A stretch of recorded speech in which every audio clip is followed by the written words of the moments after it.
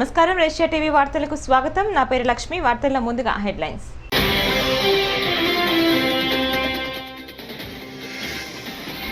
గోదావరి జిల్లాలో CM YS Jagan bus యాత్రకు ప్రజల నుంచి కన్నీవిని ఎరుగని రీతిలో స్పందన.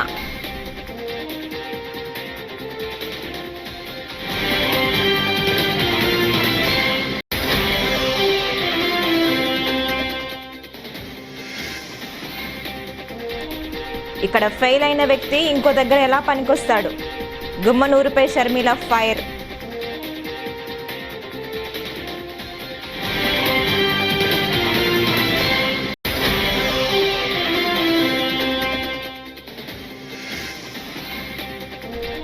చంద్రబాబు మాట్లాడిన ప్రతి మాట అబద్ధమే. పేర్ని నాని ఆగ్రహం వ్యక్తం.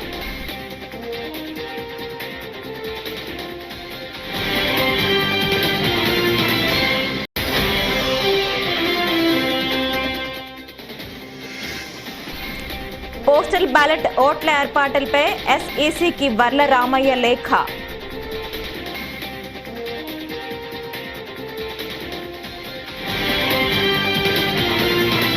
వార్తల్లో ముందుగా, సీఎం జగన్ బస్ యాత్రకు ప్రజల నుంచి కన్నీవిని ఎరగని రీతిలో స్పందన లభిస్తోంది.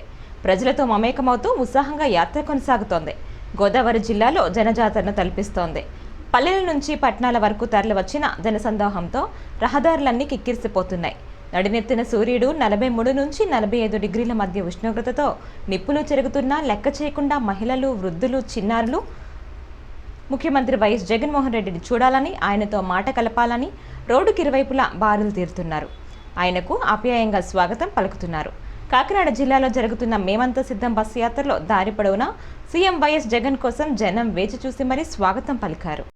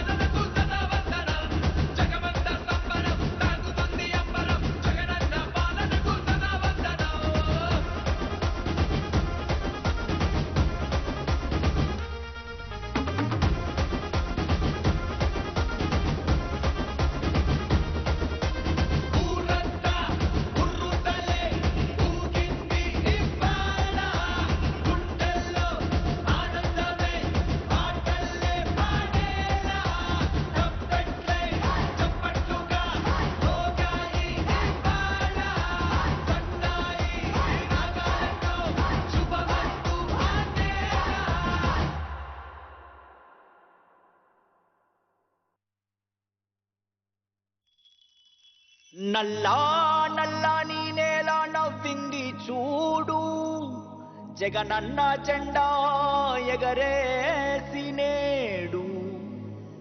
చల్లు చల్లుగా మబ్బు కురిసింది చూడు, వైసీపీ గెలుపల్లే నేడు.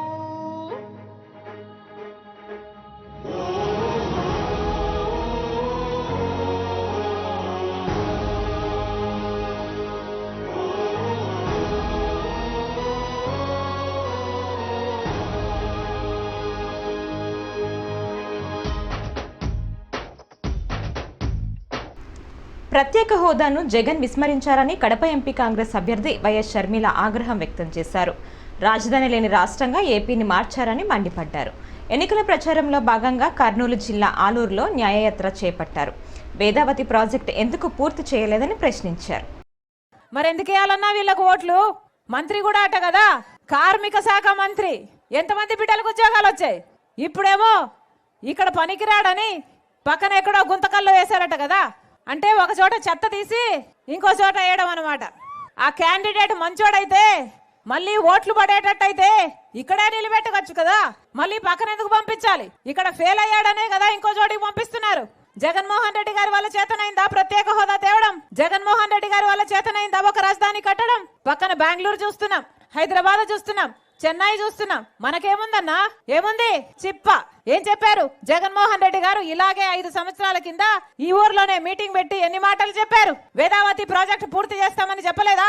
80,000 ఎకరాలకు నీళ్లు ఇస్తామని చెప్పలేదా జగన్మోహన్ రెడ్డి గారు? మరి 5 సంవత్సరాలు అయింది జగన్మోహన్ రెడ్డి గారు ముఖ్యమంత్రి అయ్యి. ఎందుకు అవ్వలేదన్నా వేదావతి ప్రాజెక్టు? ఇక్కడ దారిలో వస్తుంటే చూసాం. ఒక శిలా పథకం ఏమో రాజశేఖర రెడ్డి గారు వేశారు, దాని పక్కనే 2 అడుగులు పక్కన జగన్మోహన్ రెడ్డి గారు శిలా పథకం వేశారు. పోనీ ప్రాజెక్ట్ ఏదైనా మొదలైందంటే ఇంకా ప్రాజెక్టే మొదలు కాలేదట. శిలా పథకాల ప్రభుత్వంలో మిగిలిపోయింది జగన్మోహన్ రెడ్డి గారి ప్రభుత్వం. పోనీ టమోటా కోసం జగన్మోహన్ రెడ్డి గారు ఏం చెప్పారు? ప్రాసెసింగ్ యూనిట్ పెడతామని చెప్పలేదా? కోల్డ్ స్టోరేజ్ పెడతామని చెప్పలేదా? వచ్చిందా అన్న? ప్రాసెసింగ్ యూనిట్ వచ్చిందా? కోల్డ్ స్టోరేజ్ వచ్చిందా? 5 సంవత్సరాలు అయింది. ఇంకా రాకపోతే ఇంకా ఎప్పుడు వస్తుంది? మళ్ళీ ఓట్లేస్తే వస్తుందా? ఇట్లాంటి వాళ్ళకి ఓట్లు వేసినా ఒకటే, డ్రైనేజ్ లో ఓటు వేసేసినా ఒకటే, వేస్ట్ చేసుకున్నా ఒకటే. ఇలాంటి చెత్త వాళ్ళకు వేస్తే ఇక్కడ చెత్త సరిపోలేదని ఈ చెత్తను తీసుకెళ్లి గుంతకల్లో వేశారట. ఏం చెప్పారు జగన్మోహన్ రెడ్డి గారు? ఇలాగే మైకు పెట్టుకొని 3,000 కోట్లతో ఒక ధర స్థిరీకరణ నిధి ఏర్పాటు చేస్తాము, ఏ రైతు మద్దతు ధర లేకుండా అమ్ముకునే అవసరం లేదు అని చెప్పారు. చేశారు. మచిలీపట్నంలో చంద్రబాబు మాట్లాడిన ప్రతి మాట అబద్ధమేనని మాజీ మంత్రి పేర్ని నాని ఆగ్రహం వ్యక్తం చేశారు. జడ్జితో మాట్లాడి తోట త్రిమూర్తులకి బెయిల్ ఇప్పించారని అబద్ధం చెప్పాడని మండిపడ్డారు. శిరోముండనం కేసు 1996లో జరిగిందని, ఆ ఘటన జరిగినప్పుడు తోట త్రిమూర్తులు టీడీపీలోనే ఉన్నారు కదా అని ప్రశ్నించారు. 1995 నుంచి 2020 వరకు తోట త్రిమూర్తులు టీడీపీలో లేరా అని బాబును నిలదీశారు. ఈ కేసులో ముద్దాయిగా ఉన్నప్పుడు త్రిమూర్తులు టీడీపీ నుంచి పోటీ చేసిన విషయాన్ని పేర్ని నాని గుర్తు చేశారు. శాసనసభ్యుడిగా ఉన్న కాలంలో ఈ నేరం జరిగింది. ఈ శిరోముండనం కేసు 1995 సంవత్సరం నుంచి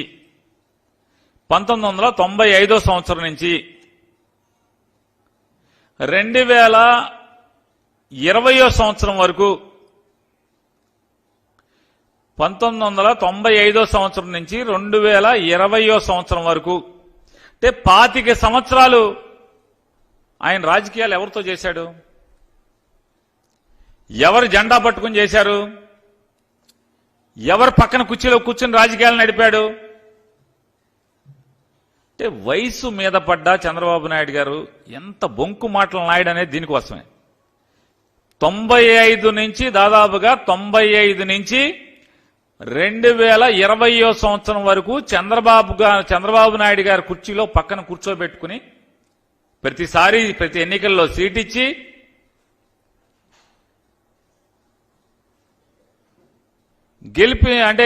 గెలిపించుకుని తనతో పాటు తిప్పుకుని రాజకీయాలు నడిపి ఇవాళ జగన్మోహన్ రెడ్డి గారి మీదకి బురద పూసేటువంటి కార్యక్రమం ఏమంటారు? తప్పుడు మాటలు కాదా ఇవన్నీ? చంద్రబాబు నాయుడు గారు తప్పుడు మాటలు కాదా ఇవి అంటున్నా? అంటే మీ దగ్గరుంటేనేమో గంగా నదిలో స్నానం చేసినట్ట, 25 ఏళ్లు మీ దగ్గర అంటే మీరు ముఖ్యమంత్రిగా ఉండంగా ఈ కేసు ఎఫ్ఐఆర్ కట్టిన ప్రభుత్వం ఎవరిది? ఆ టైం ఎవరు? ఆయన ఏ పార్టీలో ఉన్నారు? మీరేమన్నా పోనీ పోస్టల్ బ్యాలెట్ ఓట్లకు తగిన ఏర్పాట్లు చేయటం లేదంటూ ఎస్ఈసీకి టీడీపీ నేత వర్ల రామయ్య లేఖ రాశారు. ఎన్నికల డ్యూటీలోని ప్రభుత్వ ఉద్యోగులకు పోస్టల్ బ్యాలెట్ ఫామ్లు అందించడంలో అధికారులు నిర్లక్ష్యంగా వ్యవహరిస్తున్నారని తెలిపారు. పోస్టల్ బ్యాలెట్ల వినియోగంపై నేటికి ఎటువంటి అవగాహన కార్యక్రమం ఏర్పాటు చేయలేదన్నారు. జిల్లా ఎన్నికల అధికారి ఒక నోడల్ అధికారిని ఏర్పాటు చేసి ఫామ్ 12 ఇవ్వాలని, పూర్తి చేసిన వాటిని స్వీకరించాలని ఎన్నికల కమిషన్ స్పష్టంగా పేర్కొందన్నారు. పోలీసులు అధికారులు అప్లై చేసుకునే ఈడీసీ, పీపీ దరఖాస్తులు నోడల్ అధికారి తగిన ఏర్పాట్లు చేయాలని కోరారు. తారీఖు రాత్రి జరిగింది. ఒక రాయి అర్ధరాత్రి చీకట్లో రావటం, ముఖ్యమంత్రి గారికి తగలటం, ముఖ్యమంత్రి గారిని గాయపరిచిన ఆ రాయి మరలా ముఖ్యమంత్రి గారే కాదు పక్కనున్న ఆయన్ని కూడా గాయపరచాలని, పక్కనున్న ఎమ్మెల్యేను కూడా గాయపరిచి ఎటో ఎగిరిపోయింది. అది ఈ కథను మన విజయవాడ పోలీస్ కమిషనర్ గారి నేతృత్వంలో చాలా జాగ్రత్తగా తీసుకొచ్చి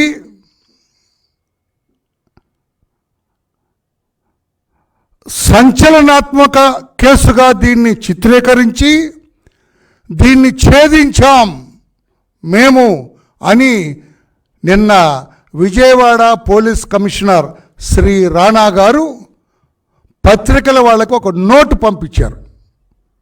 సంచలనాత్మకమైన కేసును మేము ఛేదించామని. నేను అడుగుతున్నాను, శ్రీ కమిషనర్ గారు, సంచలనాత్మకమైన కేసును ఛేదించినప్పుడు మీరు ప్రెస్ మీట్ ఎందుకు పెట్టలేదు? చిన్న చిన్న టుమ్రీ కేసులకే మీరు ప్రెస్ మీట్ పెడతారు. జేబు దొంగను అరెస్ట్ చేస్తేనే ప్రెస్ మీట్ పెడతారు. చిల్లర దొంగను అరెస్ట్ చేస్తేనే ప్రెస్ మీట్ పెడతారు. అటువంటి సంచలనాత్మకమైన కేసు ఒక ముఖ్యమంత్రిని. జగన్ లాంటి వాళ్ళు స్ట్రీట్కొక్కరు ఉంటే పవన్ కళ్యాణ్ లాంటి వాడు స్టేట్కొక్కరే ఉంటారని ప్రముఖ నటుడు పృథ్వీరాజ్ వ్యాఖ్యానించారు. పిఠాపురంలో మీడియాతో మాట్లాడారు. ప్రజా సమస్యలపై అసెంబ్లీలో గలం విప్పే నిజమైన నాయకుడు పవన్ కళ్యాణ్ అని ప్రశంసించారు. వైకాపా నేతలపై తీవ్ర విమర్శలు చేశారు. నువ్వు తెచ్చుకో ఒక 30 సీట్లు జగన్మోహన్ రెడ్డిని అడిగి, ఇంకా టైం ఉంది, నామినేషన్ ఇంకా ఇప్పుడే మొదలవుతున్నాయి, తెచ్చుకో ఉన్నాడు లాగేసి నువ్వు గెలు, నీ దగ్గరికి వచ్చి నేను కూడిగా చేస్తాను. నీకే ఎవడో ఓటేయడు, నువ్వేదో పెద్ద లీడర్లా మాట్లాడతావు. జనసేన అధ్యక్షుడు పవన్ కళ్యాణ్ అందరినీ దృష్టిలో పెట్టుకుని పనిచేస్తాడు. కాపు కుల ముద్ర అని వేశాడు ఆయన, అంతే. ఒక స్టెక్కర్ అంటే ఇచ్చాడు, ఆ స్టెక్కర్ని పీకేశాడు. అందరినీ కలుపుకొని అందరితోటి ఇప్పుడు ప్రయాణించాలి, అందరి సంక్షేమం, పేదవాడి కోసం ఇప్పుడు పథకాలు ఆపేస్తాడు. ఆయన ఏమన్నాడు తెలుసా? జేబులో డబ్బులు లేనప్పుడే నేను ₹1 ఇచ్చినోండి, రేపు అధికారం అనేది వస్తే ₹10 ఎక్కువ ఇస్తాను.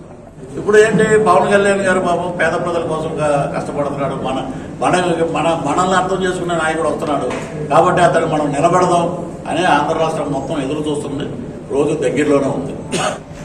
జగన్మోహన్ రెడ్డి లాంటి వ్యక్తి స్ట్రీట్కి ఒకటి దొరుకుతాడు, పవన్ కళ్యాణ్ లాంటి వ్యక్తి స్టేట్కి ఒకటి దొరుకుతాడు.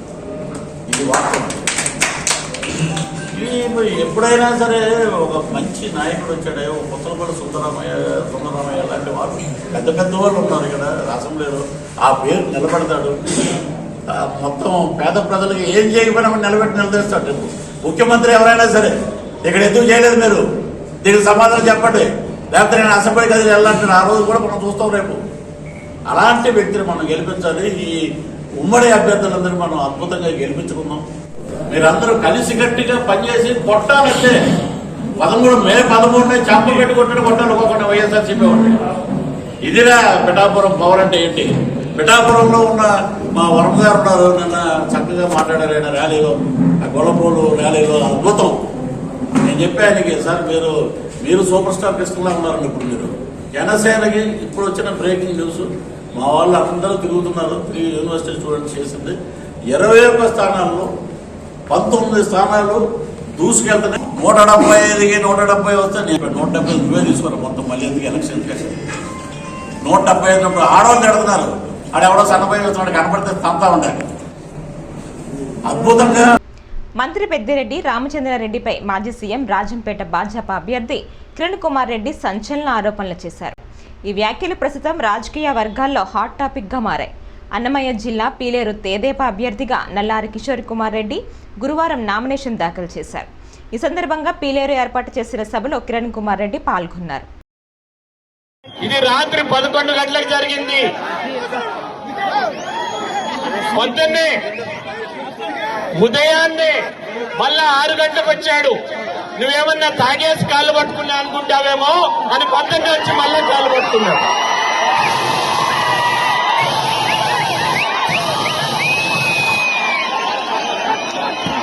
ఇది నేను కాణిపాకంలోనో తరిగండలోనో ప్రభుత్వం చేసేదానికి సిద్ధంగా ఉన్నాను.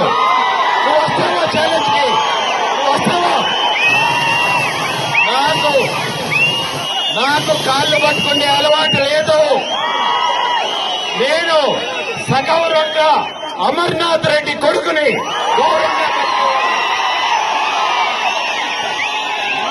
పదవులు వస్తుంటాయి పోతుంటాయి, కానీ మా ఆత్మాభిమానం గౌరవాన్ని ఎప్పుడూ తాకట్టు పెట్టము. తేదేపా అభ్యర్థిగా నందమూరి బాలకృష్ణ మూడోసారి నామినేషన్ వేశారు. తన సత్యమణి వసుంధరతో కలిసి హిందూపురం ఆర్వో కార్యాలయంలో రిటర్నింగ్ అధికారికి నామినేషన్ పత్రాలు అందజేశారు. ఈ నామినేషన్కు భారీగా తేదేపా, జనసేన, భాజపా కార్యకర్తలు తరలివచ్చారు. అంతకుముందు స్థానిక సుగూరు ఆంజనేయ స్వామి దేవాలయంలో బాలకృష్ణ ప్రత్యేక పూజలు చేశారు.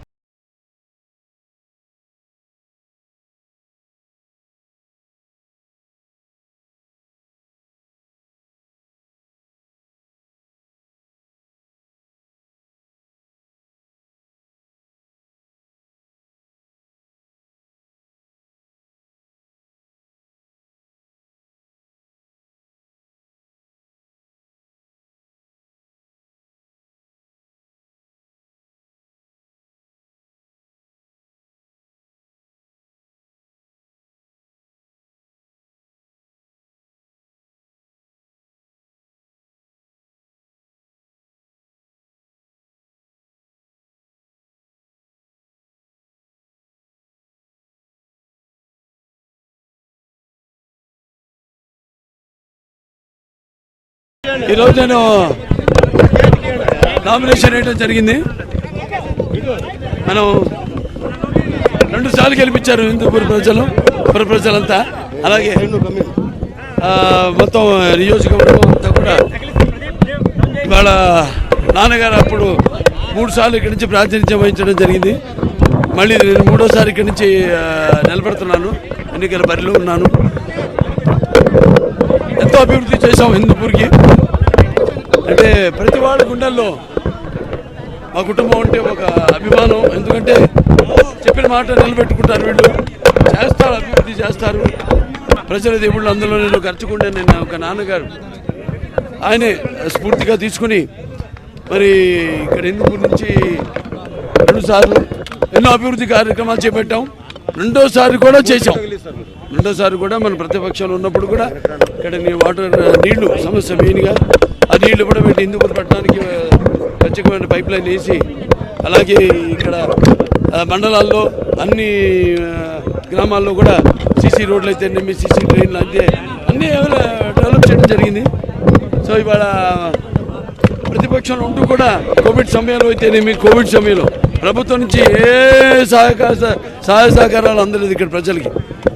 నేను అలాగే నా కార్యకర్తలు అయితేనేమి, నా అభిమానులు అయితేనేమి అందరూ కూడా వాళ్ళు నా దారిలోనే, అంటే ఎటువంటి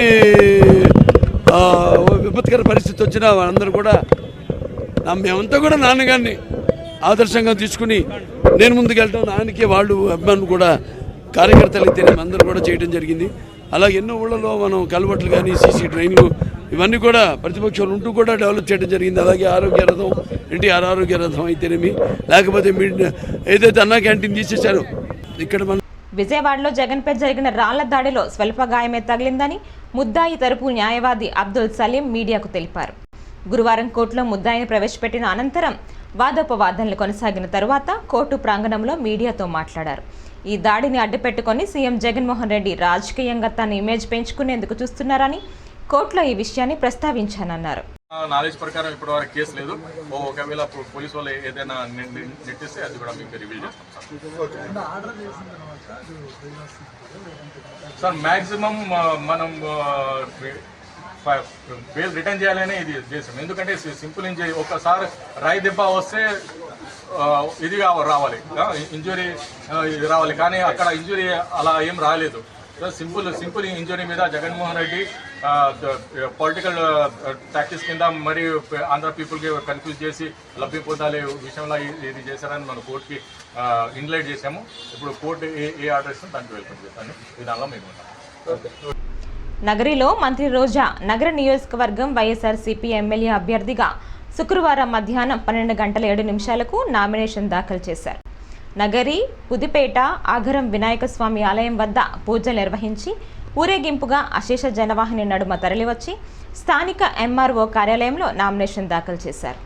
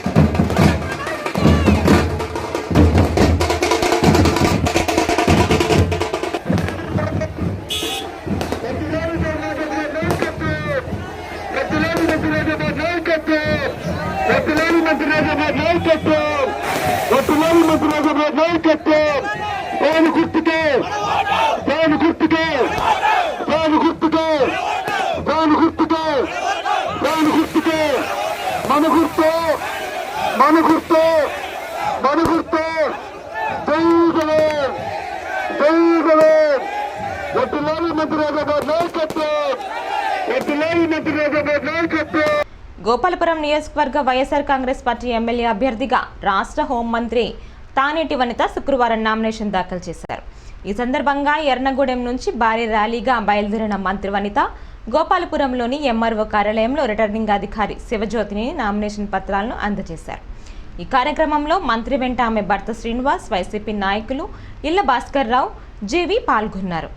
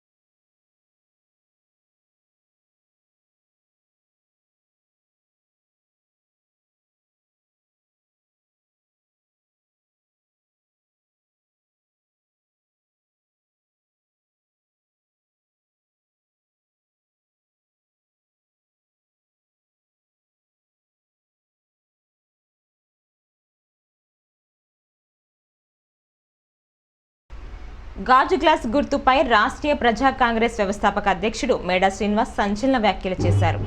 శుక్రవారం రాజమండ్రిలో ఆయన మాట్లాడుతూ, గాజు గ్లాస్ గుర్తు కావాలంటూ మా పార్టీ వేసిన కేసు కోర్టులో కొట్టివేశారు, కానీ అది జనసేనకు కేటాయించలేదని అన్నారు. కానీ కొన్ని మీడియా సంస్థలు కోర్టు చెప్పింది వక్రీకరించి వార్తలు ప్రచురించాయన్నారు. గాజు గ్లాస్ గుర్తు కోసం మళ్ళీ అప్పీల్ చేస్తామన్నారు. నేను ఆధారాలతో చూపిస్తాను మీకు. ఇది ఇప్పుడు ఎలక్షన్ కమిషన్ వారు ఎవరు పోటీ చేసినా ఈ బుక్ ఇస్తున్నారు. నామినేషన్ కిట్ ఫర్ క్యాండిడేట్స్ కి, ఈ క్యాండిడేట్స్ కి ఇచ్చినటువంటి లిస్ట్ లో మేము, ఎందుకంటే మిగతా వాళ్ళు వార్తలు రాస్తున్నారంటే వాళ్ళు విద్యుత్తుగా వేసాం. ఇది list of free symbols election commission వారు ప్రకటించారు. ఈ లిస్ట్ ఆఫ్ ఫ్రీ సింబల్స్ లో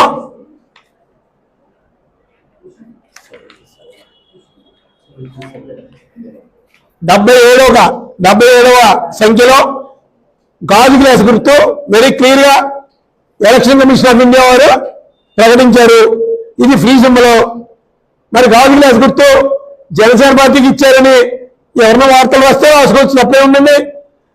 మేము లానే ఫాలో అయ్యేవాళ్ళం.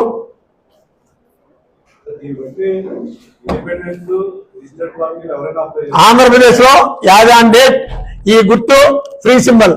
ఎవరు పోటీ చేసినా కోరుకునేటటువంటి అర్హత గాజు గ్లాస్ కి ఉంది.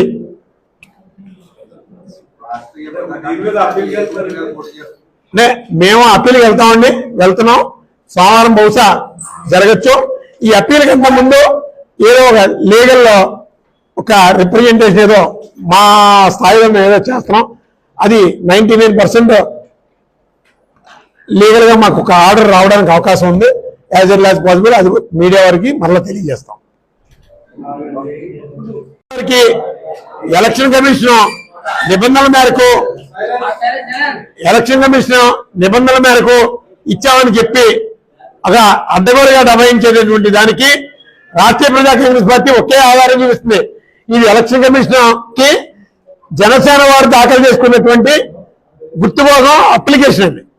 ఆ అప్లికేషన్ 9:40 నిమిషాలు తీసుకున్నట్టు వాళ్ళు ఆ రోజు టైం వేశారు. వాస్తవానికి 10:30కి తీశారు. ఆ రోజు ఈ నెల 20న కసింకోట మండలం చింతలపాలెంలో జరిగే వైఎస్ జగన్మోహన్ రెడ్డి మేము సిద్ధం శవయాత్ర జయప్రదం చేయాలని MP B Shetty Satyavathi, Anakapalli MLA అభ్యర్థి మలసాల భరత్ కుమార్ పిలుపునిచ్చారు. గురువారం జిల్లా కేంద్రమైన అనకాపల్లి పట్టణం వైఎస్ఆర్సీపీ కార్యాలయంలో పట్టణ శాఖ అధ్యక్షులు మందపాటి జానకి రామరాజు అధ్యక్షతన మీడియా సమావేశం నిర్వహించారు. ఈ సమావేశంలో అనకాపల్లి వైఎస్ఆర్సీపీ ఎమ్మెల్యే అభ్యర్థి మలసాల భరత్ కుమార్ పాల్గొని మాట్లాడుతూ, అలాగే ఈ నెల 22వ తేదీన వైఎస్ఆర్ ఎంపీ అభ్యర్థి బూడి ముత్యాల నాయుడు నామినేషన్ అనకాపల్లి కలెక్టరేట్లో దాఖలు చేస్తారని అన్నారు. ఈ కార్యక్రమాన్ని పెద్ద ఎత్తున పాల్గొని ప్రతి ఒక్కరు కూడా జయప్రదం చేయాలని తెలియజేశారు. ఈ నెల 24న ఉదయం అసెంబ్లీ అభ్యర్థి భరత్ కుమార్ నామినేషన్ కార్యక్రమం ప్రతి ఒక్కరూ పాల్గొని విజయవంతం చేయాలని అన్నారు. ఈ నెల 24వ తారీఖున మరి ఇక్కడ నామినేషన్ వేయడానికి ప్రజలందరి మద్దతుతో ఒక భారీ ర్యాలీగా మన ఈ పార్టీ ఆఫీస్ నుంచి బయలుదేరి మరి 4 రోడ్ల ఈ రింగ్ రోడ్డు నుంచి 4 రోడ్డు జంక్షన్ నుంచి ఆర్ఓ రిటర్నింగ్ ఆఫీసర్కి మరి నామినేషన్ పత్రం సమర్పించడం జరుగుతుంది. మరి పార్టీ అభిమానులు కార్యకర్తలు అందరూ కూడా పెద్ద ఎత్తున ఈ కార్యక్రమానికి హాజరై ఈ నామినేషన్ పర్వాన్ని గెలుపు డిసైడ్ అయింది అన్నట్లుగా ఒక పండగ వాతావరణంలో దీన్ని సక్సెస్ చేయాలని దిగ్విజయం చేయాలని చెప్పి ప్రింట్ అండ్ ఎలక్ట్రానిక్ మీడియా సోదరుల ద్వారా తెలియజేస్తూ మరి అదేవిధంగా గౌరవ ముఖ్యమంత్రి గారి చేత ఆశీర్వదించబడినట్టు అనకాపల్లి పార్లమెంట్ అభ్యర్థి గౌరవనీయులు సోదరులు శ్రీ బూడి ముత్యాల నాయుడు గారి నామినేషన్ కార్యక్రమం 22వ తారీఖున